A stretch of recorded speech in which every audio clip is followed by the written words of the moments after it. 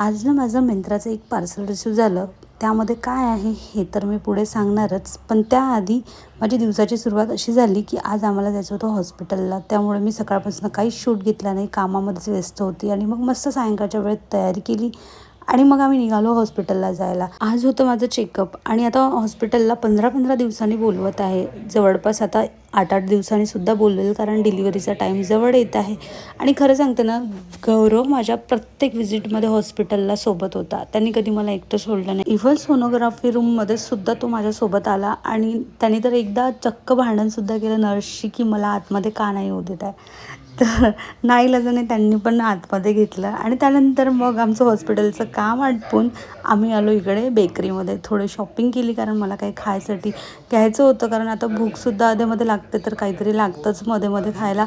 So त्यामुळे थोडंफार सामान घेतलं, टोस्ट घेतल्या आणि आम्ही घरी परत आलो.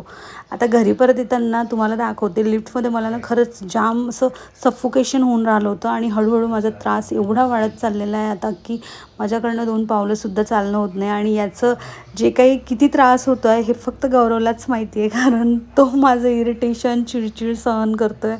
आणि खरं सांगते ना, प्रेग्नन्सी जर्नी आतापर्यंत खूप छान गेली, पण आता हा लास्ट मंथ खूप जरा डिफिकल्ट चालला आहे. तर चलो, त्यानंतर माझं एक पार्सल रिसीव झालं. लगेच नुकतं आलेलं होतं पार्सल आणि ते मिंत्राचं होतं. मी एक वन पीस ऑर्डर टाकला होता. याचा रिव्ह्यू मी येणाऱ्या नेक्स्ट व्लॉगमध्ये देईलच. चला भेटूया, बाय.